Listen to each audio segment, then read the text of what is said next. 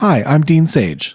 And I'm Jack Kervin. And this is Show Me Your Deck, a podcast where we explore the intersections of oracles and chakras, using our original decks to create new insights. We made it through the fuckery. Don't speak its name. We completed the episode. We're amazing. We're wonderful. We're staying in front of our microphones this time.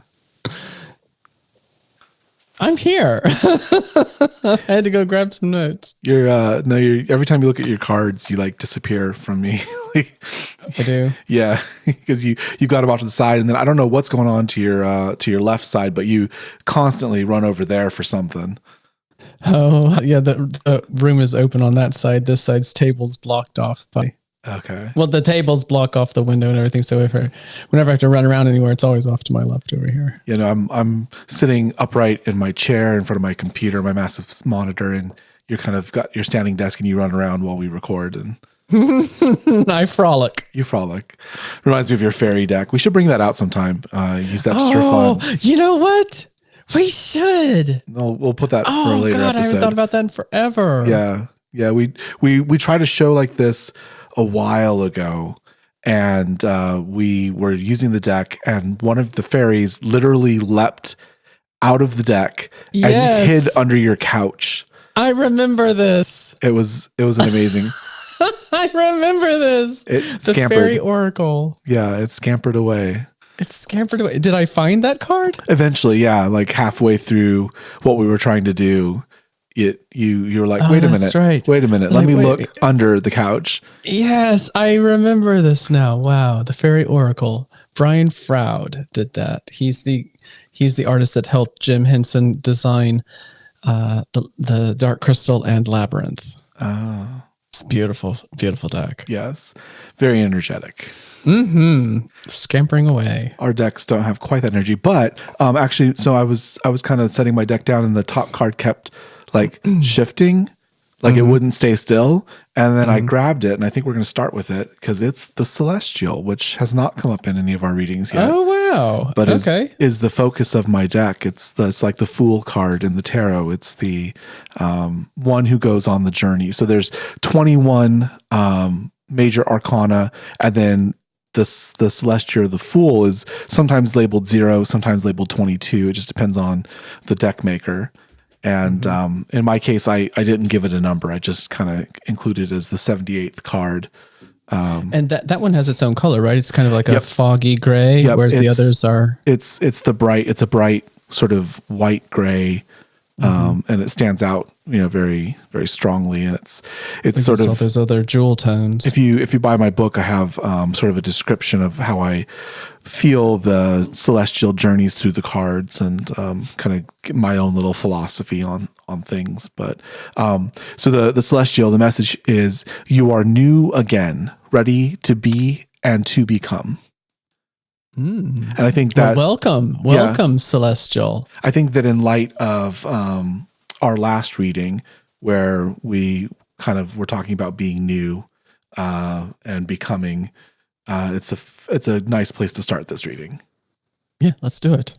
All right. So you are new again, ready to be and to become. What does that say to you? In the reading we just recorded, we had touched upon, so that would have been episode 20. We're in episode 21 now. We touched upon the cyclical nature of life and how life spirals as opposed to drawing circles. So with that fresh in my mind off of the last recording, what this card is reminding me is that new beginning can happen really whenever you want it to. Who's to say when a cycle begins or ends? Maybe the moment that you want to start a new cycle or find yourself within a new cycle isn't when you even knew existed. And to be ready for that newness, to be ready for the becoming, it's not on January 1st. It's not on your birthday necessarily. It's not on Samhain. It's when you realize that you're in one, isn't it? I think so. I enjoy that the Celestial can kind of come up in a reading. It's it's not as likely. Obviously, it's only one card, whereas like the suits are much more likely to pop up, so the chakras are much more likely to pop up. But to have this kind of one chakra-less card come up is less common. So I think when it appears, it really does sort of signal that there's a transformative moment that is happening or coming. And I think, to your point, not every cycle completes the way that you think it does. And I think it takes reflection to maybe look back and see how the cycle happens. Because when you're in it, I think you just feel like you're going through it. And I mean, you're always sort of reaching or trying to accomplish a goal or work towards something. Right now, you're trying to get your book done. Right now, I'm contemplating, maybe writing again. We both have day jobs that we do with objectives that we're trying to reach, and pay periods and projects and other things, due dates and deadlines and all these wonderful things that sort of divide up time, but don't really talk about the journey through time. And I think we mistake the divisions and the deadlines and the objectives and goals and things for the journey, whereas I think the journey is much more amorphous and less defined than that. Well, and to the card's own point, the very point of itself, it has shown up here unexpectedly. Mm-hmm. This is not where we usually start with me rolling dice and setting the context in that way. This particular card was moved, showed up. It's the only card in your deck of its nature. Here it is, showing us that cycles can start whenever you realize one's starting. It kind of comes back to like we last episode we built the bridge. We were kind of aligned root to crown. And I think this here is to remind us that that's all in motion. We talked a little bit about that, but life is always in motion. Things are always in motion. Things are always ebbing and flowing and moving and changing. And we're growing each day, each impetus, each impulse, each little bit of information kind of feeds into us and creates the next moment, creates the next reaction. And we have this sort of cycle, this pattern that we follow, but it is new every time. It has a chance to kind of grow and change. And I think maybe that's a good opening message, is that you have the ability to grow and change. Things may feel set in their ways for you. Things may feel like they're cemented, unmovable. That's just how I am. I mean, I hear that a lot. Well, that's just how I am. That's just what I do. I don't believe that. I don't believe that's our nature, to kind of cement in place and stay there. I think our nature is to change and grow. That's not the nature of life in general. If it doesn't change and grow, it dies. I think there's a lot of that, though. I think like this card does speak a little bit to death. Death as being, another that's part definitely of the cycle. a cycle. Yeah. But yeah, like I think you die early if you allow yourself to just cement in place.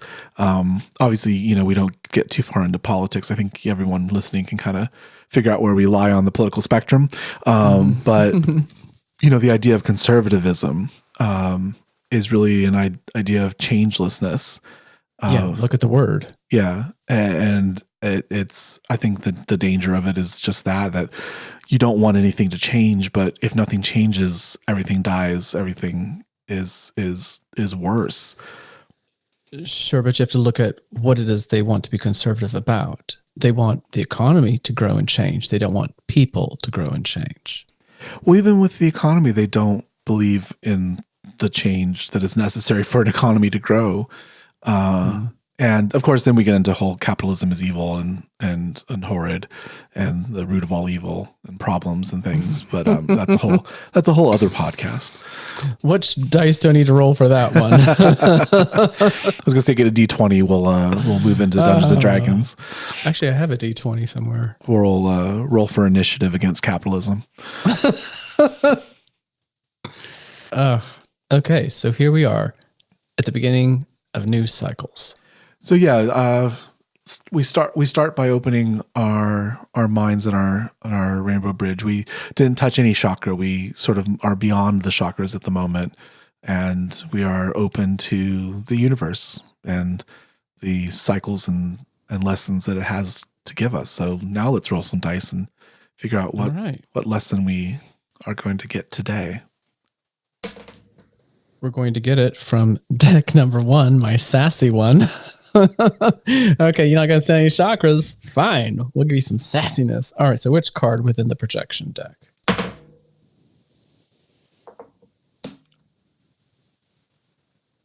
Number 27. 27. Let's find number 27. Oh, okay. This is the heart chakra, wood, green, I love, and how it is impacted by metal. I feel orange. So, earn your gray hair and crow's feet. Engage the unpleasant. Lampoon the absurd. Wear age like a badge.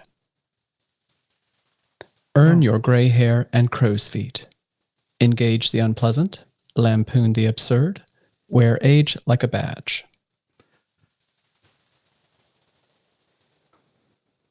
So you do you realize which one this is? It's come up in other forms before. It has. I was just going to say this is one of our it's one of our go-tos, evidently. Yes, one of our return passengers.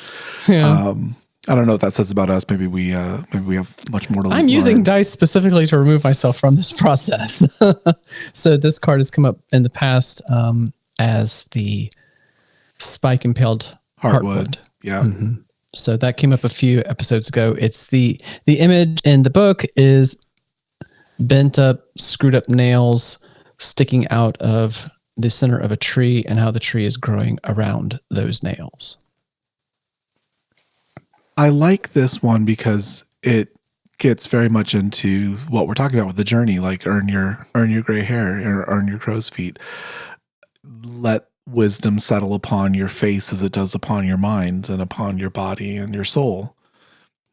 And let that passage of the journey inform you and be part of you and become part of you. I could be mistaken, but I think this is the one I'm paraphrasing. It might be, I profess that I love all of my experiences because they've made me stronger, something to that effect. And you have to engage the unpleasant. Otherwise, you're living an incomplete life. You don't get to challenge your own mettle and see what you're made of. You do yourself a disservice to avoid that which is unpleasant. The idea of conservatism comes back. Apparently, we're going to do a political podcast now. But no, the idea of conservatism. Great. Let's get canceled. Yay! The idea is to prevent change, to be comfortable, to avoid uncomfortable things. It's, I think there are people that do want certain populations not to exist and are very adamant about it. I mean, there are Nazis in they say modern it day. with their own mouths. Yeah, they just say it. There's in modern nothing to day, even guess. There are countries committing genocide against people at this very moment. Like that does exist in the world, but I think the I'll call it the majority of the minority, but the most of the people, I think, just don't want to engage with it. That makes them uncomfortable, and they don't like to be uncomfortable, and so they just want to not engage with it. They just prefer that it not be there. Like, they get upset when we put minorities and queer LGBT people into media because it's uncomfortable and I don't want to engage with it. I want the same and familiar. I want the white male hero with the action adventure lady, and I want there to be a pseudo romance plot line, and I want there to be a big battle, and that's just what makes me comfortable. That's what I expect a story to be. I want the hero's journey, with people that I identify with in front of me. Well, what you just described, it sounds an awful like Superman or, whatever, Batman, whatever. I mean, any comic book movie, yeah. But then you look at The Boys and the way in which it just completely trashes all that. And the card says to lampoon the absurd. Mm-hmm. So you can have your superhero story, but you're going to get something else with it too. Well, it's a good point too, that I keep going back to Agatha. I'm going to bug you and bug you and bug you, but I will watch Agatha. Was it Agatha always? Agatha all along. Okay, Agatha all along. It hit massive numbers on Disney Plus. Its retention rates were amazing. It tied and then it exceeded Loki, which was a very, very good show. And it's about witches and lesbians and a token gay. I mean, it's amazing, and it's not something that resonates with the kind of default stereotype of movies and stories. This came up in a very, very explosive manner last weekend when I was teaching at a retreat, wherein the participants were just flat out refusing to participate.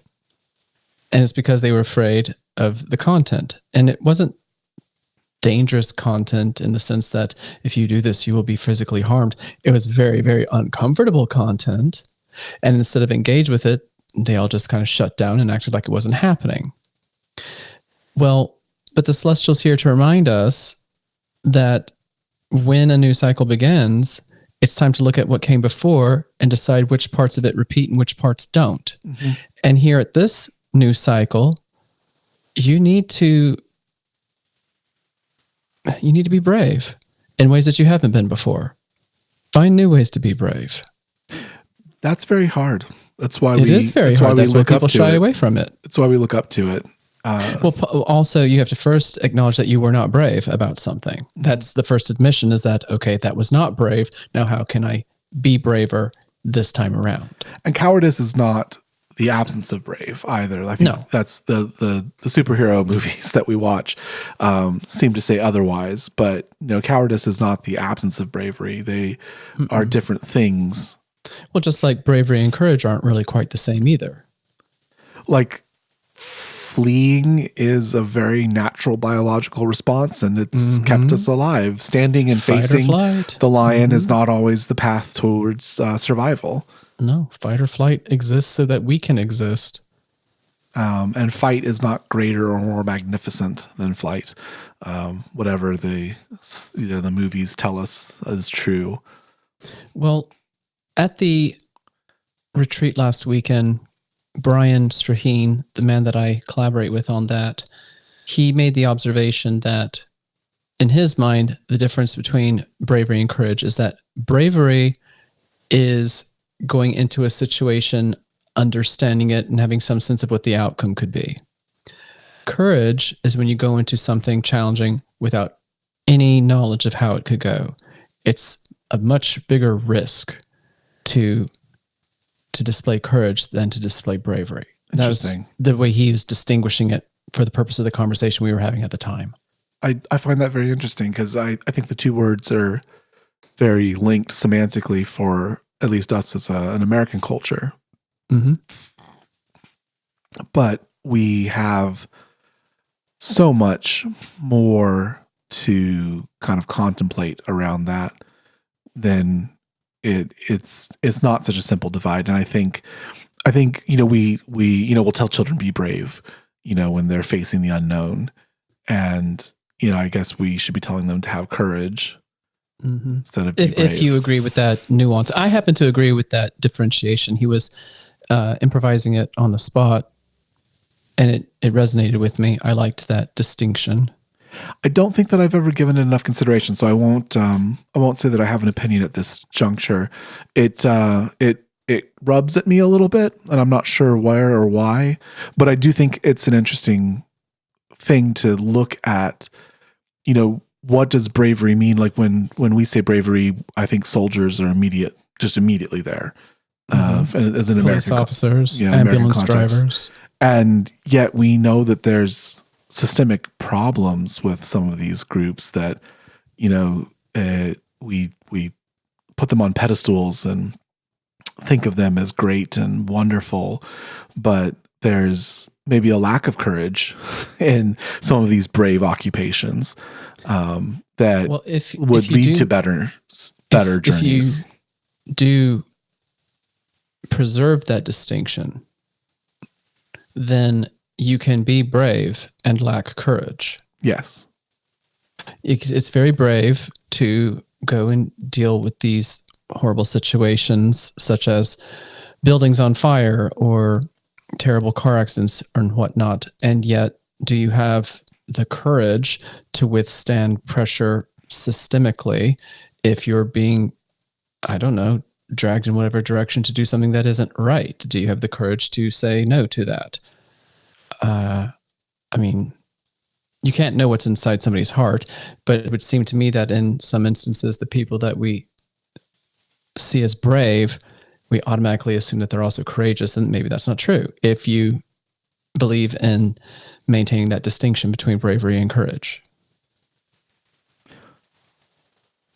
We have quite a road to walk, I think, when it comes to courage and bringing that into ourselves.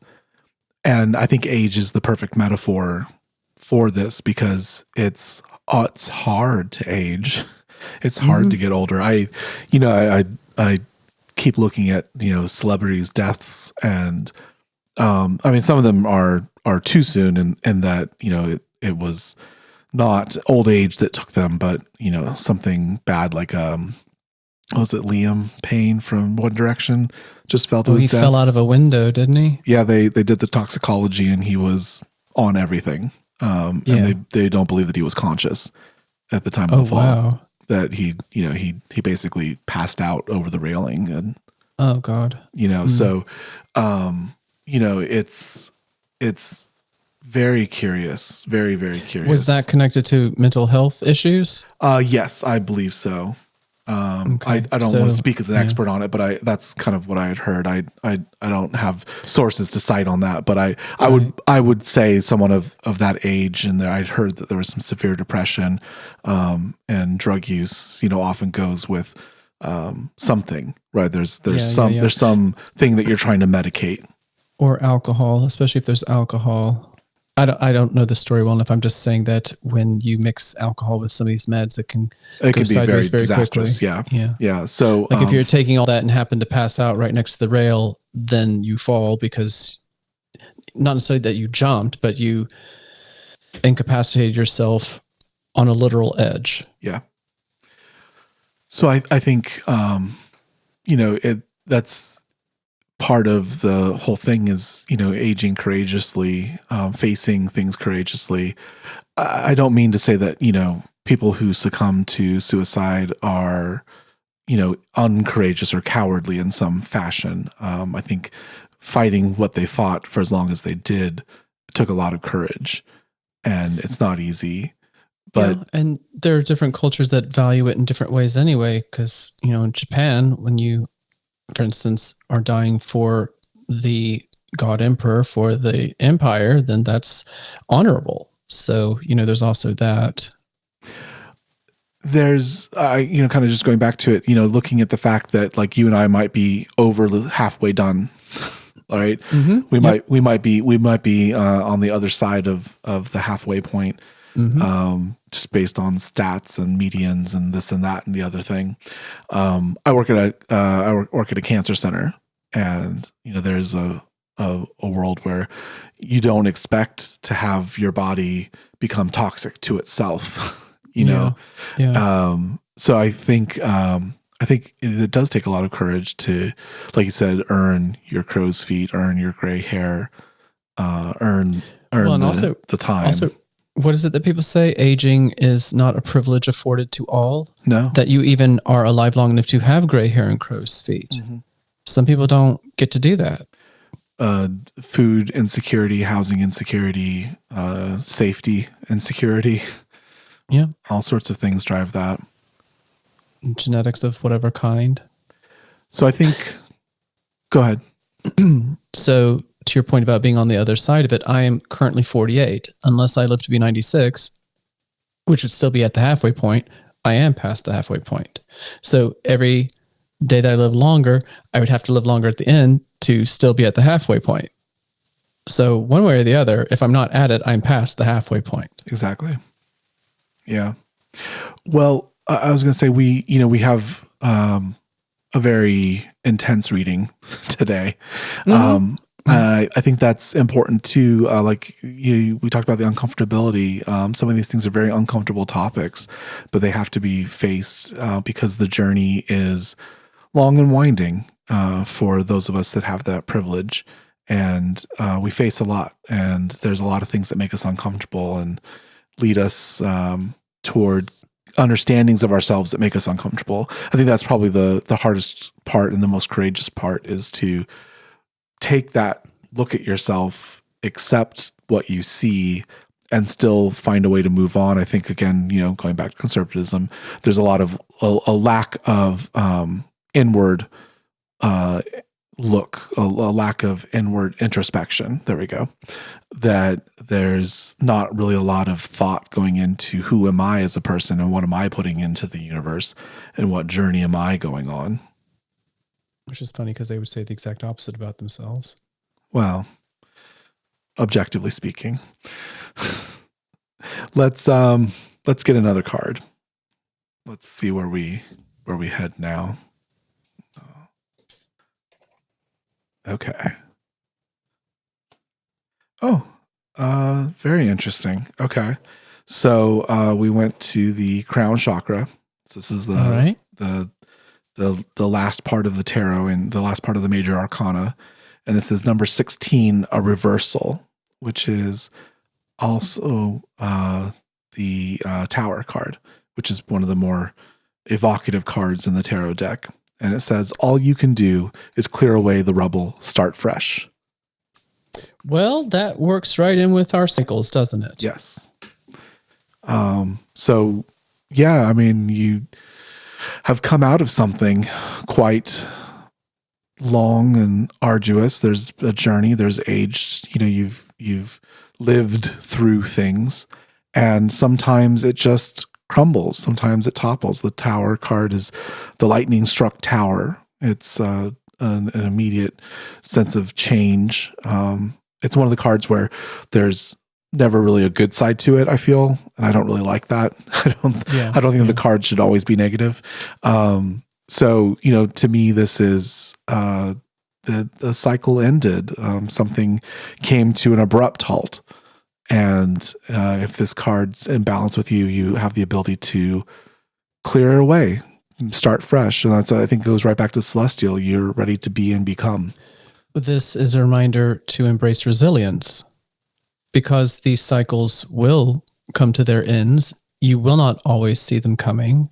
You have to be able to continue on, or you will not have the privilege of having gray hair and crow's feet. So here we have the reversal, reminding us that a reversal is not a stop. No, it's not. It's not a stop. It's a reversal. And it is really, going back to courageous, clearing away the rubble, even dealing with, facing. I mean, there's lots of times, I think, video games, I think, are a great example. Like, I'll just get to a point that I can't pass. I'll be like, okay, I'm done, and just walk away.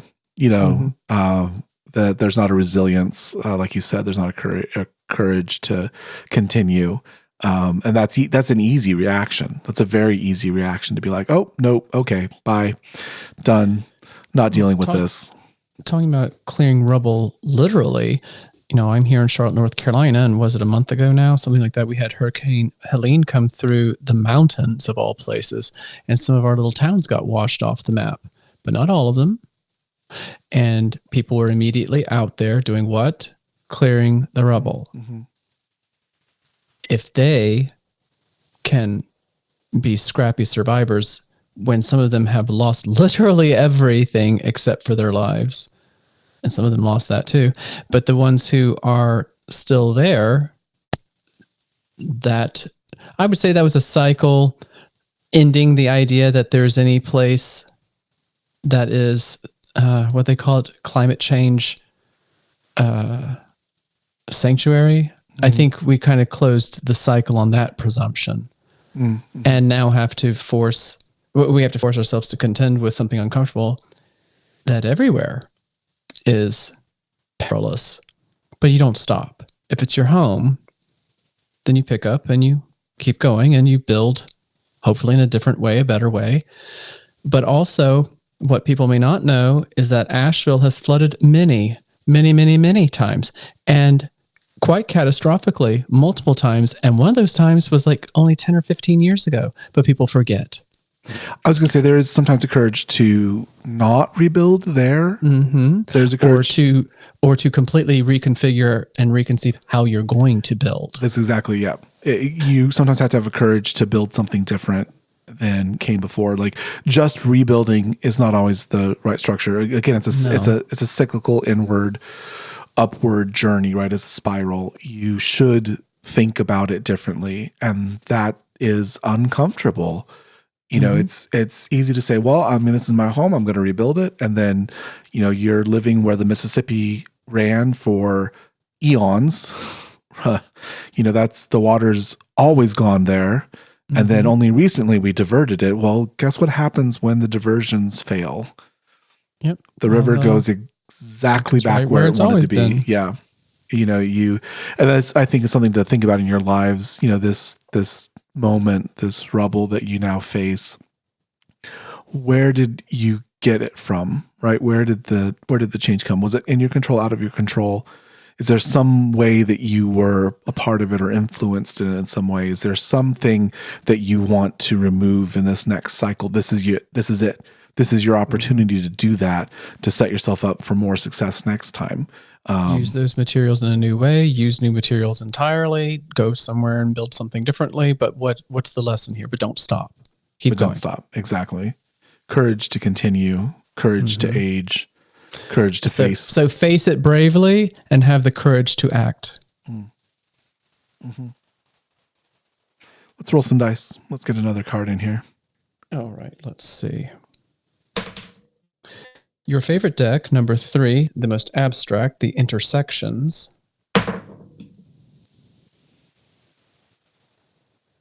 Number 38. It's going to be quite a bit higher than a lot of my cards tend to be. For some reason, my cards like to stay low, so this one's higher. Okay. So this is third eye, water, blue, icy, and how it's impacted by red, root, earth, I am. So how you perceive the world, how you learn what you learn, how that's impacted or filtered through who you are as a person. What was the number for this one? I didn't catch it. Number 38. 38. And say the intersection one more time.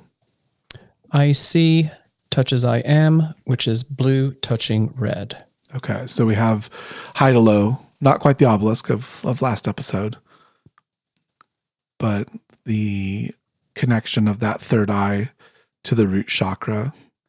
And I think courage and fear go directly together.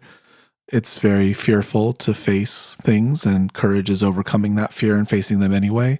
And here we face the connection between you and others. So I think there's, you know, we're talking about the journey. We've talked about the interruption of a cycle, you know, and now we have a moment of connection. There's something inward that is driven by something outward, something that you're bringing in, something that you're connecting with others about. One explanation for fear sometimes is that people fear what they don't know. They fear the unknown. Okay, well, this card is reminding you that you have an opportunity to know. So go and learn, educate yourself so that you have the opportunity to have less fear. However, you yourself are a filter. You're going to make decisions about what you even want to learn. However, you have to engage the unpleasant. We like to learn what reconfirms what we already want to believe. So this card is reminding you that yes, you can learn and you can contend with your fears. Just remember that you, as just being you and taking the information in, you're filtering it. So if you're comfortable with hearing news of only one kind, that has to stop. I was going to say it's very easy to allow your filter to control your input and to have a wind tunnel effect. Actually, I don't even know that the wind tunnel is the right message. This is waves of equal frequency meeting and improving each other and constantly getting louder and bigger and amplified. And there's no dissonance. There's only resonance. So here we are, starting a new cycle, learning to embrace change and start again and rebuild if you need to, and learning from all of this and recognizing that confirmation bias is a real danger. It may look like you're learning and becoming more informed so you don't have to be more afraid, but if what you're learning makes you more afraid, then that's not balanced. I'd say also if the learning makes you feel very comfortable in your current knowledge, it's probably not balanced either. Knowledge should challenge you. Learning and changing should challenge you. Your thoughts and beliefs and even deeply held structures should constantly be challenged by the things that are coming in. If they're not, if you just feel like they're purely being built up stronger and higher, you're probably in a resonance chamber. You're probably in a feedback loop.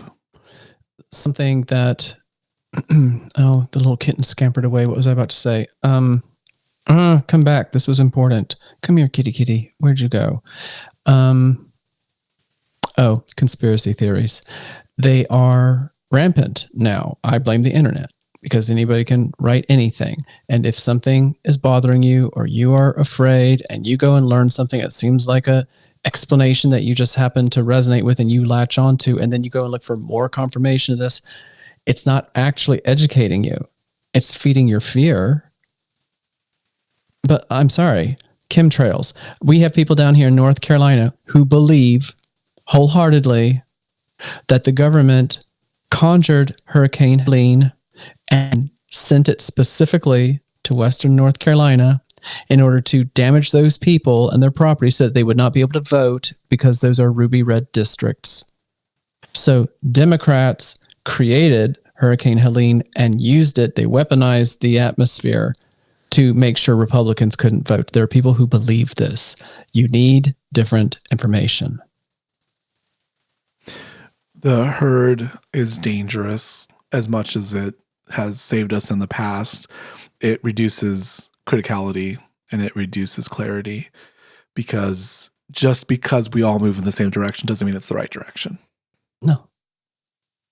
And if you are unable to step away from what you're learning, thinking, perceiving, and not see how it can be absurd, then you don't have a broad enough basis of comparison. You should be able to look at most anything and recognize the edge at which that logic stops, and then a new explanation is needed, or some new point of view is required to fill in blanks. If you can keep filling in the blanks for yourself, and the edge of that edge of that knowledge never ends, and you can just pile more and more onto it, you're not actually educating yourself. Well, this is interesting. So I'm taking the opposite of your card. It's I fear meets I am blinded. It's I see. Oh, I'm sorry. I interrupted you. It's I see touching I am, but you said it's what I fear touching what? I fear touching I am blinded. It's self-blinded, I think. It's the idea of like, I'm going to close my eye. I'm going to close off my connection to others. I'm going to close off the sense of true spiritual connection with others, like a true community. And I am going to just shut that down and live with my fear and let my fear congregate those around me. And that's kind of an interesting unbalanced perspective from what your integrations speak to. It's easy. We talked in the last member segment. I fear. I feared many things. I fear losing my job very acutely because I have lost it. I've lost it twice, and it's been quite detrimental both times, and very scary the last time because I had a family, and that was that was different. It wasn't just me facing something. So I fear to lose my job because if I do, we lose everything. Everything is tied to my job. I make I think 3 times what my spouse does, and there's just no way to support ourselves on their salary, not where we live, and it would be completely different. And it'd be rubble. It'd be a reversal. It'd be rubble. It'd be a reversal. And I live in constant fear of that. I have to deal with that. I can't let the things around me that resonate, like I can't let a negative experience resonate with that, because then it just feeds into the fear, and it feeds back on the fear, and the fear grows. And then, oh, look, there's another, that proves my point. And then it resonates. And then, oh, look at this. There's another negative opportunity that proves my point. Even though I've got 10 people telling me good things and telling me positive things and all these wins on the other side, I just constantly, fears is so dangerous. Fear is so deadly. I thought this one felt familiar. And so I was going through the decks to figure out why this particular intersection felt familiar. Just a weekend or 2 weekends ago, whenever we were recording, number 38 came up as keep your sponge wet. Oh, yes. So it's interesting how the way the decks parse information, they can be read in such different ways. Now, the context of this reading, with the celestial and reversal, this is a very different context than what we had, because I think keep your sponge wet opened the whole reading. It did. And that led us to a very different kind of conversation about who you are as a person and how that informs what you learn and things like that. So it's interesting how knowledge and identity can be so malleable. It's like water plus earth is clay. You can make all sorts of stuff out of clay. So what are you going to make? Mm-hmm. Let's cap this off. Let's see what more, hopefully, wisdom that we receive. All right. I've got the 8 of waves. So this is the second chakra. Free yourself from the shallows, flow to the source. Free yourself from the shallows, flow to the source. So there's a sense of release here, and getting caught up in the shallows where there's not the depth, there's not the connection. You're just sort of fighting about, and think of all the fizzling and waves changing and turning and crashing and all that foam and activity, and that's where you're caught. But you need to very recede. Dynamic place, very energetic place. Well, you need to recede from there. So your emotions are they're too thin, so they're controlling everything. And within the context of this reading, when you have all this change and reversal going on, then being in this heightened emotional state and foamy and frothy, it's going to be more difficult to rebuild, as it were, to start your new cycle. So, sinking back down, coming back down into calmer waters, deeper waters. Yeah. Flowing to the source. And the source in my deck is the queen in the suits, in the court suits, the court of the suits, I should say. And to me, it's about realizing that you are the source of that chakra's energies. So in this case, you are the source of your waves, or the source of your emotions. That you move you, they don't move you. And the shallows are where they move you, because there's so much frenetic action happening. There's rocks and sand and objects and docks and piers and people. And you've got to retreat. It's like the ebb and the flow. You've got to retreat from there and move back to the deep source. And there's a sense of release and a sense of sort of slipping down, and that can be scary.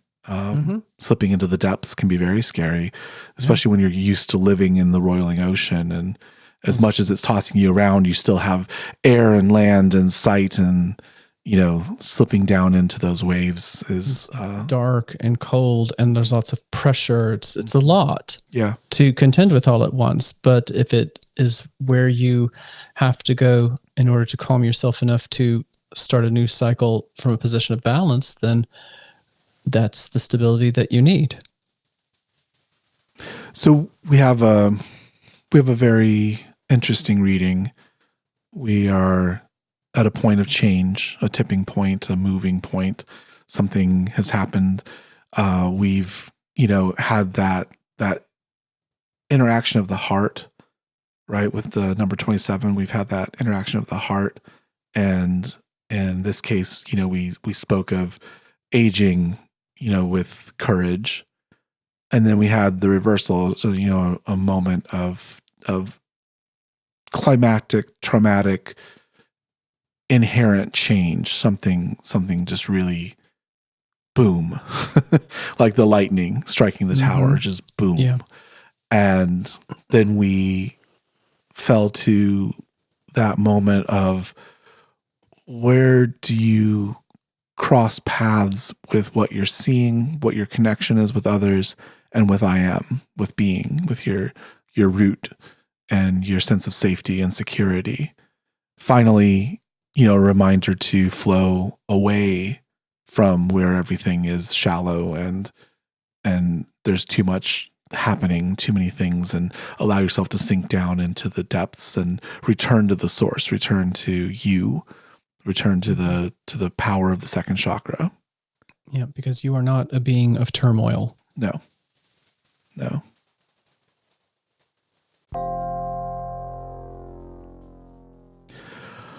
We have a members only podcast. We will probably get canceled for the one that we just did, but we do have a members only podcast where we talk about how the reading influences us personally, and this one definitely influenced us personally. We kind of looked at how the election influenced our reading today. It's fresh for us. We're only a couple days. By the time you hear this, you'll be a couple weeks, but it was only a couple days ago for us. So yeah, we do have a members only podcast, Apple Podcast. You can subscribe there and support the podcast, and we really appreciate it. YouTube, Show Your Deck on YouTube. We have a video podcast there with the cards, and you can see the pretty cards as we talk about them, so you can experience the decks as we use them. We do have our books and decks are available at showyourdeck.com. You can get links there to buy the books, buy the decks.